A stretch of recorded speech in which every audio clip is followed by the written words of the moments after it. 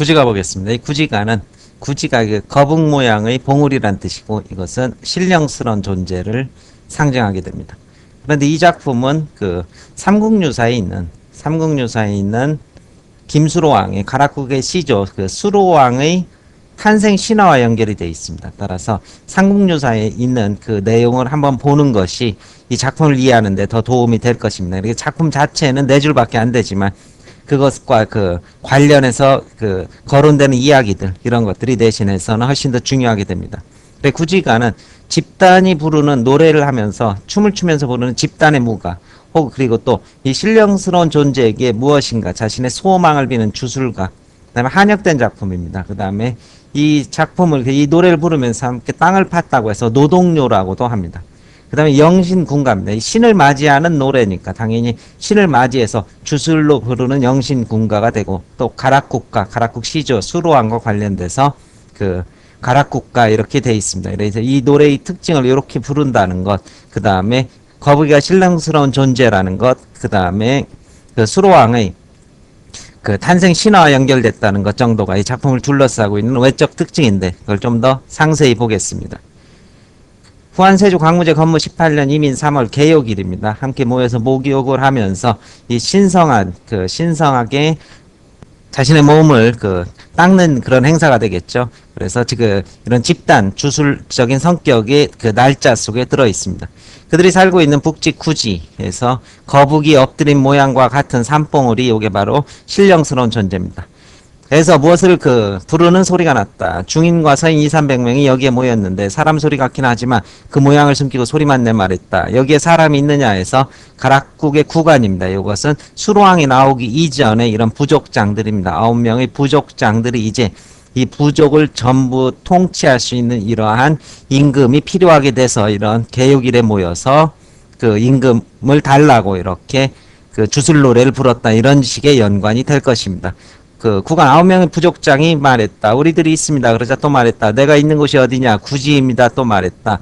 하늘이 나에게 명하르기 이곳에 나라를 세우고 임금이 되라고 하였으므로 일부러 여기 온 것이니 산봉우리 흙을 파면서 이때 이것 때문에 그 또 노동요로도 분류를 하는 겁니다. 그 노래를 부르되 거북아 머리를 내어라. 이 거북이는 신령스러운 존재이고 그 다음에 이 머리라는 것이 바로 지도자를 얘기하겠죠. 그래 신령스러운 존재시여 우리 지도자를 내놓으십시오 해서 이렇게 자신의 소원을 빌고 있습니다. 누구에게? 거북이에게. 그런데 내어놓지 않으면 가정을 하죠. 구워 먹으리라면서 이런 그 대자연의 신령스러운 존재에게 어떻게 협박을 하면서 협박을 통해서 이런 소원을 성취하는 그런 모습이 담겨져 있습니다. 해주십시오 보다는 협박을 통해서 소원을 성취한다는 것, 요거의 작품의 1번의 특징입니다. 그 다음에 두 번째는 머리를 내어놓아라. 그렇지 않으면 구워 먹는다는 이 점층 강조를 하고 있다는 것. 그렇죠? 어머니 핸드폰 사주세요. 그렇지 않으면 공부 그만두겠습니다 해서 점층 강조로 자신의 소원을 이렇게 빌고 있다는 것. 그 다음에 세 번째, 맨 마지막에 구워 먹겠다. 이것이 가장 주술성이 강한 부분이다.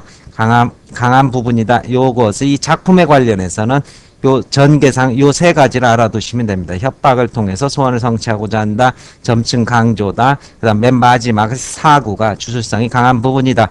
이렇게 되고 거북이는 신령스러운 존재, 머리라는 것, 이제 가락국을 통치할 지도자를 달라. 이런 의미로 상징성이 파악된다. 하고 뛰면서 춤을 추어라 이러면서 집단 무가가 되죠. 그러면 대왕을 맞이해 기뻐 뛰는 것이다. 국왕 이 말 쫓아 모두 기뻐 노래하고 춤추다 얼마 안 돼요. 우러러보니 자줏빛줄 바로 어디입니까? 천상과 지상을 연결하는 하늘에서 내려와서 땅에 닿고 있었다. 그것을 보니 붉은 보자기의 금합이 아주 신성스러운 존재라는 뜻이겠죠. 여러분이 해처럼 둥근 황금 알이라는 게 이제 바로 난생설화가 되겠죠. 그래서 알이라는 게 바로 생명, 신성한 생명을 뜻하게 될 것입니다. 존귀하다는 건 황금에 들어있죠. 황금알 6개가 있어 수없이 절했다. 보자기에서 아두한 집으로 와서 타부에 모시고 상우에 모시고 모두 헤어졌다. 10일이 지난 이튿날 아침에 모여 합을 열어보니 6개가 어린이가 됐는데 6명입니다. 그렇죠? 용모가 심히 컸으며 모두 평상에 앉았다. 금방 잘 돌아다녔나 보네요. 저기 속성을 했나 보죠. 절하여 하래하고 극진히 공경했다. 나날이 잡아 12일이 지나 키는 구척이 되어 은나라 탕왕 은나라를 세운 사람입니다. 시조죠. 얼굴은 용과 같아 한나라 고조 역시 한나라를 세운 사람 같다. 해서 이게 바로 이제 그 건국설화와 연결이 되는 거죠. 팔찌여서 요임금 같고 해마다 동자 두 개의 순임과 아주 태평성대 기질이 또한 요순과 같은 태평성대 임금과 같았다. 보름 후에 왕이 올랐다. 처음 태어났다 이름을 수로라 하여 혹 수릉 뒤에 그 수릉은 뒤에 올린 시오다 했다. 나라 이름은 대가락이라고 했고 이 수로가 이제 대가락 대가야를 통치하고 또 가야국이라고 했다. 이 가야국의 건국설화와 연결이 된다는 뜻입니다. 6가야국 중 하나다. 나머지 5사람도 5가야국의 임금이 되었다 해서 가락국의 수로왕의 탄생 그 건국신화와 이렇게 연결이 되어 있는 작품입니다. 조금만 더 이어서 보겠습니다. 자, 본문에서 무엇을 하면서 노래를 부르라 했으며 노래한 뒤에는 어떤 행동을 하려고 했는지 확인해 보자 해서 무엇을 합니까? 바로 흙을 파면서 노래를 불고 노래를 부른 뒤에는 뭘 하라고 했습니까? 이 춤을 추라고 했습니다. 따라서 여기에서는 노동과 그 다음에 노래와 그 다음에 그 무용이 함께 이렇게 섞여 있는 집단의 종합예술이었다는 성격 이것을 파악할 수 있다 이런 얘기가 될 것입니다. 두 번째는 이 노래가 집단과 관련이 있음을 모인 사람이 숫자와 의식을 해난 시일의 성격에서 확인해보자. 해서 모인 사람의 숫자 중에 아까 가락국 구간이라고 했습니다.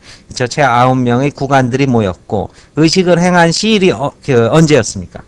그 3월 개욕일이라고 그랬습니다. 그래서 목욕을 하면서 몸과 마음을 어떻게 신성하게 이렇게 다잡는 날이기 때문에 이러한 주술료가 될 것입니다. 단군신화의 신단수와 같이 천상과 지상을 이어주는 역할 뭐가 있습니까? 아까 줄이었겠죠? 그렇죠? 그래서 붉은 보자기 자줏빛 줄이 될 것입니다. 머리 위에 원시 고대인의 생명을 상징하는 존재 바로 황금으로 만든 알이 될 것입니다. 이런 것들이 생명의 그 원천이란 상징성을 가지고 있을 것입니다. 그 다음에 이제 마지막으로 이게 해가라고 돼 있는데 이 해가는 그 거북이가 이 수로보인을 납치해 갔을 때 사람들이 그 돌려달라면서 부른 노래입니다. 그래서 이 거북아 거북아 수로를 내놔라. 남이 아내를 빼앗은 자 얼마나 크느냐. 바치지 않으면 구워 먹겠다. 역시 위협을 통해서 자신의 소원을 빌고 있고 이때 그 위협을 통해서 소원을 빈다는 면에 있어서는 그 공통점이 될 것입니다.